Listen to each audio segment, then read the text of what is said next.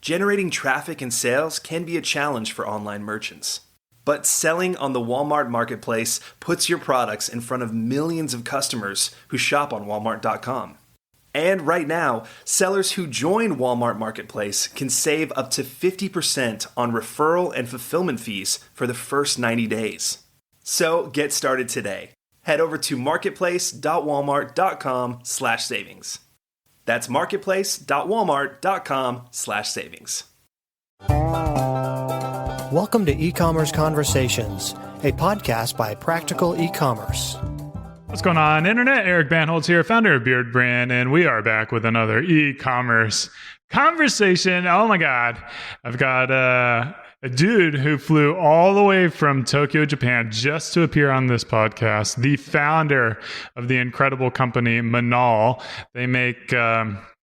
Well, I'm going to sell it, and he'll have to correct me if I get it wrong, but just like bags for the minimalists out there who like to travel light and be able to pack everything. I'm a little bit of biases here. I own like 2 or 3 of their bags.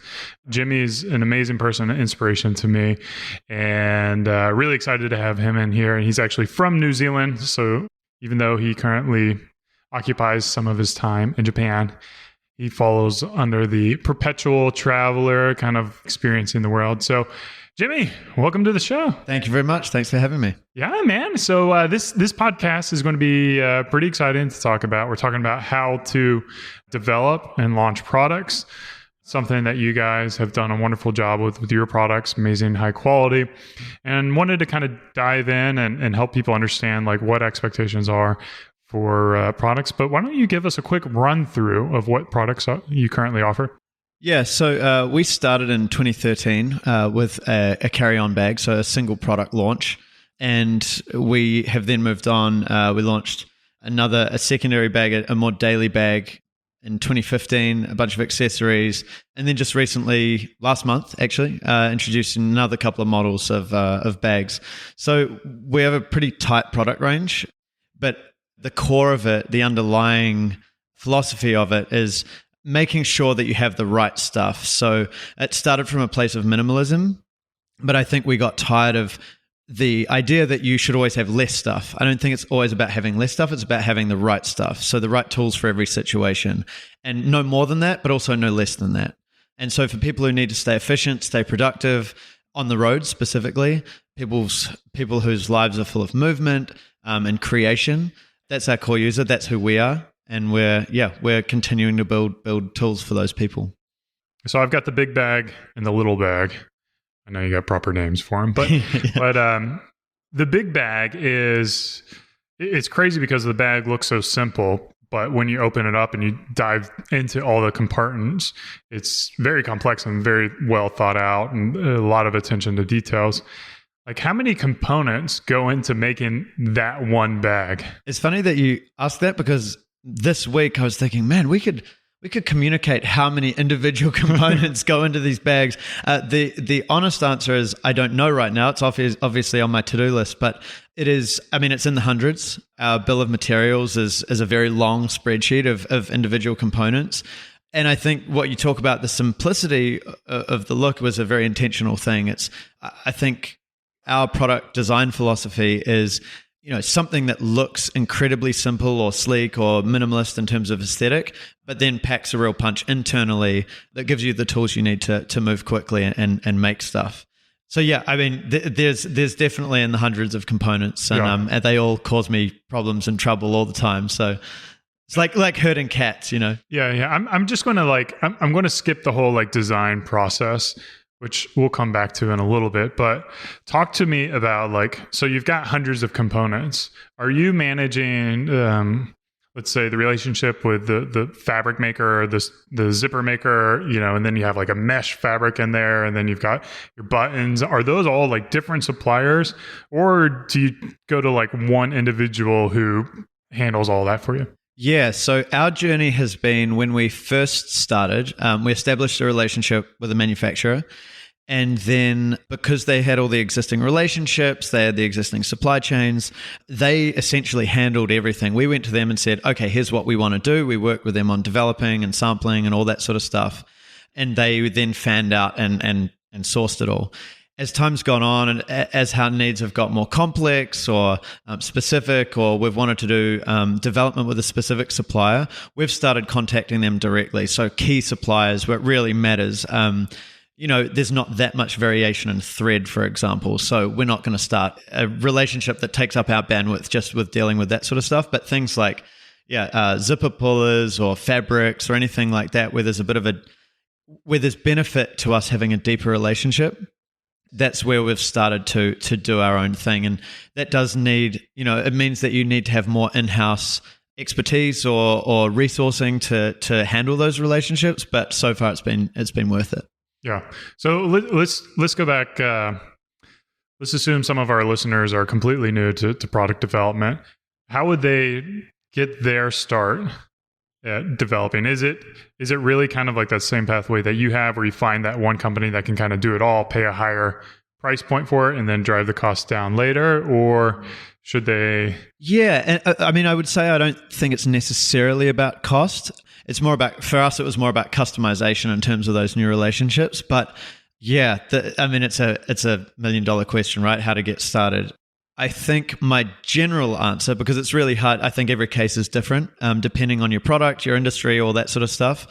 Two thoughts are, it's getting easier and easier to do this. More and more companies are springing up that will help you with this. So even, companies based in the States that are helping you source from wherever, and they are modern in the sense that they understand you're an e-commerce company. You may not have previous expertise or knowledge of the industry, but you have a vision for a product, and they can kind of help with all the operational stuff and make it so that, it's kind of a bolt on to your individual vision. So I think that's getting a lot easier. In saying that, I think doing what we did is very valuable, which is we flew around the world looking for, possible manufacturers. We ended up in Vietnam, but we came to the States, we looked in New Zealand, we went all around Asia. We looked at a ton of options to really weigh up what each area or what each factory was good at and not so good at. And we learned so much just from that process. And so obviously it's not, not everyone is able to just kind of fly around the world and look at stuff, but it was part of our lifestyle anyway. We're a travel brand. I was living on the road and kind of backpacking around anyway, so it wasn't hard to do some research, find some factories, and go and knock on the door. And having those in-person meetings, seeing the facilities, you can't get much better of a learning experience than that. Yeah. So your first product was a Kickstarter launch, correct? Correct. So when you were touring these factories, was this after your Kickstarter or before your Kickstarter? It was before. Okay. It has to be before, because on Kickstarter, at least, I think it's different in other platforms, but for Kickstarter, you need an actual prototype. And so we made a prototype in New Zealand, which we still do, but for sample development, we went through, before the Kickstarter, it was probably 8 rounds, and then post-Kickstarter, it was another 2 rounds. So we got it to a point where we were happy enough to launch it to people and see if it was viable. And then we took a bunch of feedback from that Kickstarter campaign and did a couple more, and then dropped the purchase order. Yeah. So how important, I know you already said it was valuable to you to see these manufacturers in person before you actually produce the products. What were some of the things that you kind of learned about manufacturers that you probably would have not picked up had you not gone to the place? Yeah, it's hard to give specifics, especially because my memory of 6 years ago is rough. I just remember not knowing very much, and every meeting was exhausting because I was learning so much. So it was just an overwhelming experience of so many questions directed our way that we wouldn't have had the ability to communicate via email, via even Skype call or whatever. It was very high context sort of interactions. And even, you'd go to lunch and have conversations there, and you'd pick up side things that might not even be specifically related to the product, but you're learning about the industry, you're learning about how it all operates and what the supply chain is, all that sort of stuff. So for us, it was so comprehensive, the benefit, that it's almost hard to pick out individual things. But I can say one thing that wasn't so much a learning experience, but one of the really valuable things for us in going there was we did the quality control, and we still do the quality control in person. And I remember on the very first purchase order, we were doing quality control, and picking out little threads and saying, hey, this isn't good enough, and tiny little things. And we overheard a comment saying, wow, these guys are really hardcore, basically. And that was a great moment, right? So one, we were doing the QC, which was important enough, but to have them understand, oh, this is the level that they want to operate in and release the product at. And so next time we make it, it needs to be at this point. Otherwise, we're going to have to go back and redo it. Yeah. So that was one really specific thing that we benefited from in being in person. Every time I tour a facility, like not only do I kind of get inspired to create new things that can work within there, but it's also just like understanding how they work and understanding like the limits of their abilities. So like kind of hijacking here, but I feel like there can be a lot of frustrations between a manufacturer and your company if you guys are trying to do things that aren't possible or don't really go in the flow. So much of developing a product is that research up front to find that good relationship where it's just going to be seamless. Yeah, absolutely. I agree. There's always that tension. And it's actually healthy to push that tension a little bit, right? Because you want to question whether they're able to do something, and if not, why not, and all that sort of stuff. And the only thing I would add is that it changes over time. There are things in 2013 that, quote unquote, weren't possible, which we find out now are possible. Now, they probably weren't possible back then, but things develop, and I think keeping on top of that. So it's not just going once when you start, it's that ongoing relationship going back every 6, 12 months, whatever it is, and having those conversations almost from scratch, because things do change, just like everything in life. And if you say, well, this is a situation, here's their capabilities, obviously they're wanting to develop as a business just as much as you are. So I think it's really valuable to keep having that conversation. Yeah. What can listeners expect with like a new relationship? Are they paying for the prototype? Who's paying for shipping? What does the cash flow look like for the products? And just more of like kind of like the logistical aspects of developing a brand new product with a brand new manufacturer. Yeah. Different in every industry, different even within industries. I can share our experience, which is, we work with a designer to develop prototypes, sketches, prototypes, all that sort of stuff. Once we get to the manufacturer sampling stage, the samples are free. The salesman samples, so ones that traditionally have gone out to retail stores and been used to get purchase orders for the next season, those are double price. So whatever you would be paying in production unit cost, you're paying double for each one you make in that salesman sample. So I guess they kind of make up whatever you've been getting in that free stage. And then obviously production is production cost. So yeah, that's how it works for us. I've heard pretty varying stories from people. And I actually think manufacturers would be a lot more willing to take chances on small brands or new companies if they were charging for sampling, right? It's I think once you get to a certain scale, like ours is a really large facility and it may not be as important, but for the smaller manufacturers, they're worried about the cost of developing stuff. And so if they could develop a new system where, hey, you pay double for every sample, but as a new company, if you're not willing to spend, I don't know, $200, $300 on a sample for your business that's going to launch, I think that's a problem. So I think there's this mismatch right now between what new businesses are willing to pay and what the traditional sequence looks like. Right. And then when you finally place your PO to do your big lot, like is that half up front and half on delivery, or? It depends again. Our experience was, I think it was at first we were 50 up front. It was somewhere between 50 and 100 up front when we dropped the PO. And then we've now moved to 100% to be released for shipping, released from the factory basically. So, and that's a long time. When we make the purchase order, it's by standard 90 days lead time, but it can be up to 120. So that's 120 days of cash flow, which is pretty nice. So if you can create a good relationship, if you can be reliable, if you can be trustworthy, you're going to get better terms, and that's going to help your cash flow. Yeah.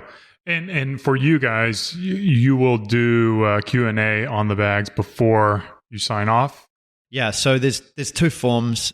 One is inline QC, and then that's us literally walking the manufacturing rows and checking it as it's happening. And that's really good for getting out in front of it, right? So if they're making the first 100, you can say, hey, this component is not being put on correctly, whatever it is, there's been a miscommunication.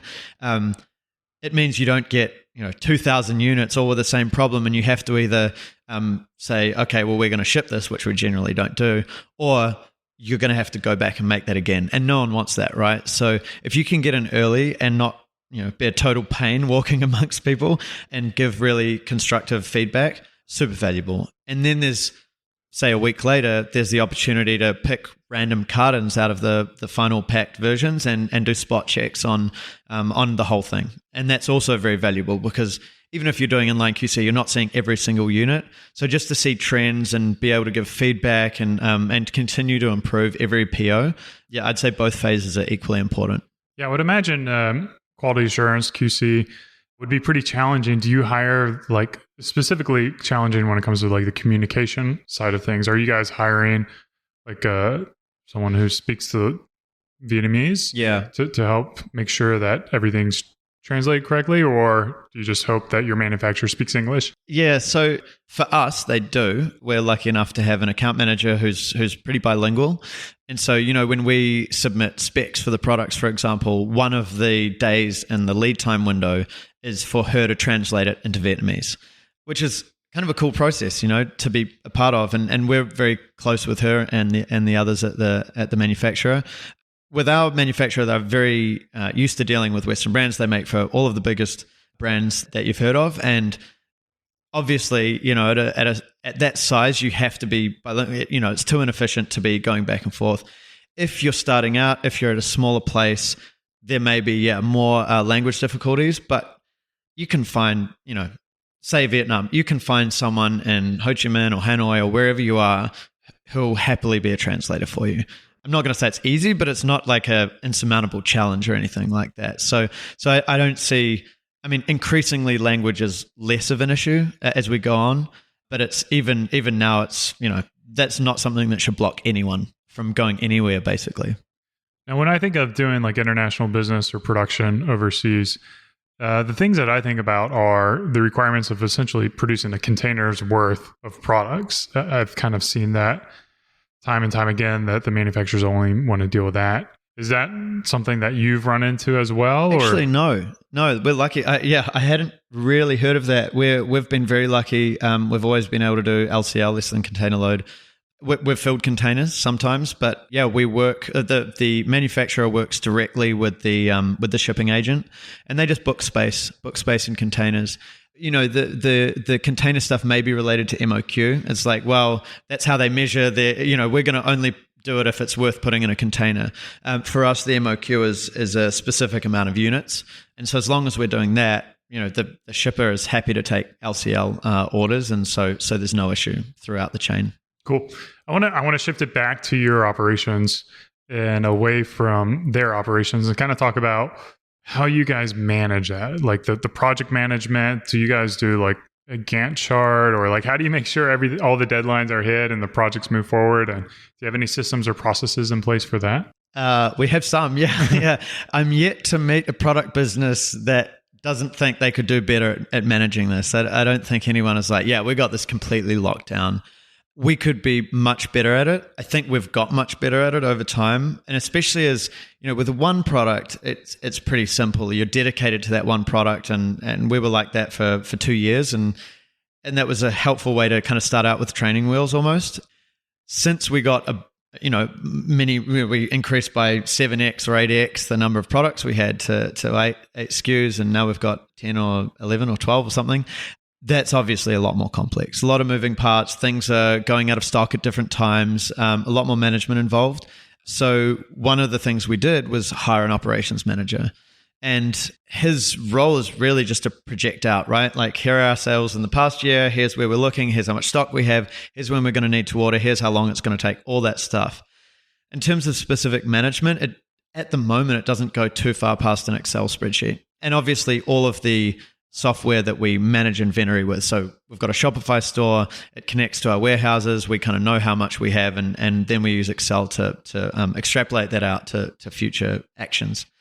we've flirted with the idea of doing Gantt charts and stuff like that. I think they could be helpful. We just haven't made it stick yet. And I think we're still on the tight enough product range that we can kind of stay on top of it mentally with just a few tools and not making it too complex, because of course every time you add a new tool, there's some sort of admin or management overhead just for that tool, right? Someone's got to keep it updated. People have to know what's going on. And as soon as it goes out of date, it's essentially useless. It's a time sink. It's a cost to the business. So I think the dance is matching the level of organization to the complexity of your organization, right? And that's a constant kind of tension that we're going back and forth on. Yeah, I would imagine, or what we've found here is like almost product development, like creating a new product and getting that launched is completely different than like product management. Oh yeah. And making sure it stays in stock. And you talk about having 100 plus components. And if you're starting to deal with those directly, rather than having 8 SKUs, you literally have like 8,000 SKUs. Right, exactly. Yeah, that's actually a good point. I think where I was thinking about it is the in-stock products, but of course the development is much more complex. That's where I feel the pain the most. That's where I would love. I think even a few days ago I was thinking, man, I'm going to make a software company and make a great software for product development, because I think there's a lot for software companies. I haven't done a lot of research into physical product software to manage that process, but I feel like I could make one to solve my pain point at least, and I feel like there's a lot of people out there that probably have the same pain. I mean, do you feel the pain? Do you have tools? Yeah, so we use Asana as our project management. Okay. And we have a bunch of boards, and then we have like preset boards that go through like a checklist of all the things I need to do for a product launch. Okay. So that includes development, components, all that sort of stuff. I don't know. Yeah. Like all this stuff was developed after I got out of products, which was like, 5 years ago. Got it. I know we've looked into several different softwares, and the big challenge that we have is inventory management and finding the right software for that. So we're doing Excel spreadsheets as well. And wow. We have, 120 SKUs. And then of course we'll buy components directly as well. Yeah. So we kind of, I guess every e-commerce in there, if you're developing your own products, you're going to feel that pain. But speaking of feeling that pain, let's talk about the benefits of developing your own product. Like why aren't you just private labeling a product or reselling someone else's bags? That's a great question that I'm going to find very difficult to answer. It was never an option for us. Kind of as simple as that. I can't say that we even sat down and wrote pros and cons at all. It was my co-founder and I were travel tragics. We were constantly ruining our respective careers by dropping work and going and traveling around wherever for 6 weeks at a time, and then coming back and trying to take a few steps forward with the career and get out. And eventually we just thought this would be a lot easier for everyone involved if we just committed to it and tried to build a business from the road. And the bag was an obvious one. We couldn't find a bag we liked. We scratched our own itch, and luckily we found other people had the same sort of needs as us. And so I guess there was a sense of, well, we haven't been able to find what we want. This is a pretty complex product. The chances of us finding something pre-made that we like is very low, because we've kind of already gone through that process in the retail stage. So yeah, I can safely say there's never any discussion about private labeling. There was a very clear vision from my co-founder on what he wanted the bag to be, and then I added my own 2 cents, and it felt right. We had something that we wanted to exist in the world, and it felt like it wasn't being supplied. And so the obvious decision then is, let's make our own product. Yeah. Let's kind of move back to the operational sides of things. I think when you think of developing your own products, you're talking a lot of money. Like, I want to make some new shoes. And then I started thinking about it, talking to people, and it's like going to be $75,000. So I ended up just finding a pair of $300 shoes that kind of scratch my itch. Close enough. I'll make them work. Yeah. Like, how are you guys managing cash flow? And if you're placing these large orders, like, is that for 3 months of inventory or 6 months or monthly, like just in time? Like, yeah, it depends. I mean, with a 3-month lead time just for manufacturing, and then of course there's another month to get a container to the States. It's definitely ordering in advance. And so we tend to run it pretty tight, because we don't want the cost of inventory just sitting in a warehouse. And saying that, demand is pretty seasonal, pretty dynamic. We grow, things change. So you've got to play it safe, right? You don't want to get a container and it's all spoken for and then suddenly you have to make an urgent order and be out of stock. We've been out of stock a couple of times and it was a horrible experience. So as we've grown, we've thrown a bit more cash at inventory and been willing to have a little bit more in hand. Yeah, it's always a balance. I mean, it's crystal ball stuff, right? You can use previous numbers and projections and look at the seasons and all that, but in the end, it's just how, what's our risk tolerance? It's an educated guess more than anything else. And in terms of cash flow, we've been lucky enough that because we started on Kickstarter, we were cash flow positive from day one, which is a really nice place to start because often as a product business, you're on the wrong side of the cash flow cycle, right? You're dropping money and then making it back, hopefully with a bit of extra on top. But for us, we got the money first, we made the purchase order, and then we had some left over, and then we could sell the bags that we had already purchased. So from the very start, we've been lucky enough to be able to afford those POs and then continue to reinvest into the company. Yeah, I think that's a challenge, obviously, not just for e-commerce and product-based companies, but all out there. It's like, how do you make your money go the furthest and also kind of minimize your risk? And ultimately, there's no right answer because it does depend on how long it takes to manufacture your products, how long it takes to get there, and then, like the shelf life of your product. Are you guys iterating your designs each PO or, is this like the final bag? And then if we want to do something else, it's just a different bag. Yeah. We, despite our best intentions, we continue to tweak every PO. I think it makes things, makes life a lot more complex and slows us down a little bit. But when we see improvements that can be made that are minor or urgent, we don't want to wait. There's no point continuing to put stuff out there that's not the quality that we'd like it. So we have versions that we release every now and again, but even between those versions, there's kind of internal versions, right? Like 1.1, 1.2, where we're making secret changes or changes that we, announce in a very low-key way. Yeah, like a different zipper type. Exactly, yeah. It's like, oh, wow, actually, we can improve the quality here. This isn't worth kind of blowing a trumpet about, but it's a change. It's a meaningful change, and we don't want to wait for another however long, 6 months, a year and a half to release an official new version. We talked about iterations, and I wanted to know, like, if you could talk to Jimmy from 6 years ago with all the knowledge that you have now, what would you tell young Jimmy not to do? Like, what is that big mistake where you're just like, dude, listen to me. You're going to thank me. Do not do this. Yeah. So I have a thing where I feel like, everything in your past leads you to the point you're at. And as long as my gut check says I'm happy with where I'm at, then everything was kind of worth it or was what got me to a place where I'm happy. So I'm at peace with it.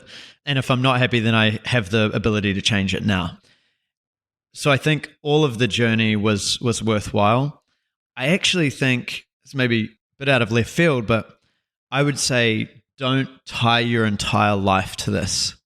I burned out at one point and fell out of love with what I was doing briefly. And it was because I had kind of stripped away everything else in order to grow the business, which was worth it for a while. I think it can become a habit, right? So you've got to hustle hard. You've got to do that stuff early on. But if it goes on too long, it's not a sustainable lifestyle, or at least it wasn't for me. And so I would give him the advice, hey, take weekends off sometime, right. Take evenings off, hang out. And it's not like I was working 24/7 or anything like that. I don't want to pretend like it was an all-consuming thing. I was lucky enough to have a really great time. But I just think even just because it's good for your business, to get away, to put your head up, to pull it out of the day-to-day, the hustle, and look around and see what's happening in the world, what people are doing, to understand trends, all that sort of stuff. I was just so deep inside that one, it exhausted me, and kind of I struggled to maintain my love affair with doing it. But two, I lost a bit of perspective, and that probably wasn't the best for the business. So that would be the thing I think I'd say. Cool. Well, I want to again plug Jimmy and his products. Like, I use his big bag. I've even checked it. and let it arrive to me when I arrive at my destinations. And of course, I've thrown it overhead as well, and it looks like nothing else. Like I'll tuck in the back strap pieces, and it's just like this cool little, almost like a hockey puck bag coming down the conveyor belt. And then what's completely changed my world are the packing bags. My bag is so organized that if I ever get like stopped by TSA, I have no problem like getting it back together. It's just like 4 or 5 little organized tracking bags or packing bags. And then in my day-to-day bag, I have the accessories that neatly puts, my SD card reader. It puts my microphone in there. I've got my cables. It's just nicely tidied away. And I can't imagine like products in my life that haven't enhanced my life so much. And of course, I have the little bag too. Like whenever I'm doing like a 1-day or 2-day trip, just everything goes in that bag, and I can go to meetings and conferences with my computer as well, and not look out of place. So I want to thank you as a user of your products for making great products, and thinking of guys like me who travel around the world and travel regularly for my career.